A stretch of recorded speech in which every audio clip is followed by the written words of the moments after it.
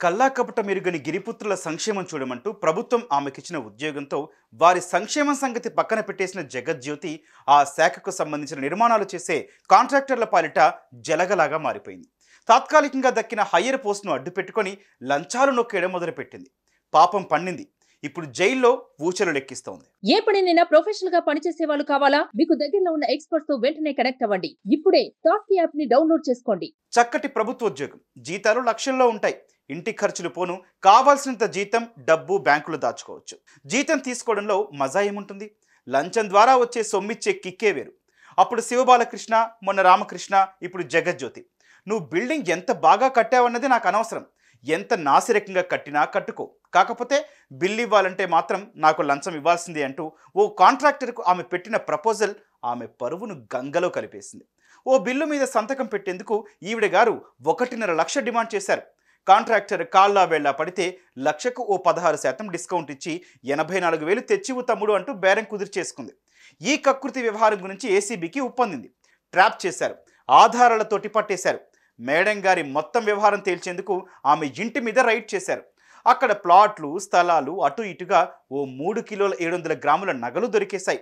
ఎక్కడిదమ్మా ఈ సొమ్మంతా అంటే అమ్మగారు నీళ్లు నమిలారు. అటు లంచం తీసుకున్నందుకు, ఇటు ఆదాయానికి మించి ఆస్తులున్నందుకు కేసులు నమోదు చేశారు. అరెస్ట్ చేసి తీసుకెళ్లారు. న్యాయమూర్తి ముందు ప్రవేశపెట్టేందుకు రెడీ అయ్యారు.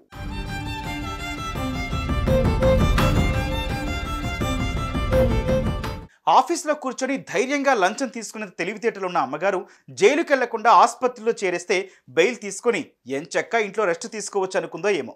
నాకు ఆయాసం, గుండె నొప్పి అంటూ శోకాలు పెట్టడం మొదలుపెట్టింది. అయ్యో, గుండె నొప్పి వచ్చిందా?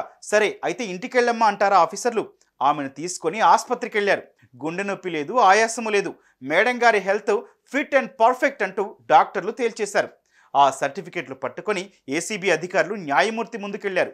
ఆధారాలను పరిశీలించిన న్యాయమూర్తి 14 రోజులు జ్యోతెమ్మను తీసుకెళ్లి జైల్లో వేసేయినట్టు తీర్పిచ్చేశారు.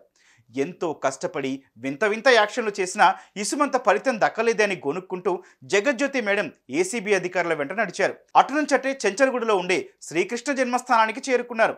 అక్కడ చిప్పకూడు తింటూ జైలు ఊచలు లెక్కిస్తున్నారు.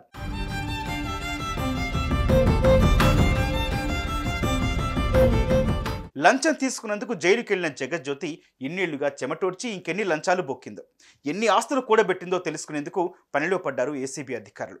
అన్నట్లు అమ్మగారికి హైదరాబాద్లోనే కాదండోయ్, 2 తెలుగు రాష్ట్రాల్లో ఆమెకు ఎన్నో ప్రాపర్టీస్ ఉన్నట్లుగా అధికారులకు ఉప్పందింది. వాటి లిస్టు బయట పెట్టే పనిలో ఏసీబీ శాఖ బిజీ అయింది.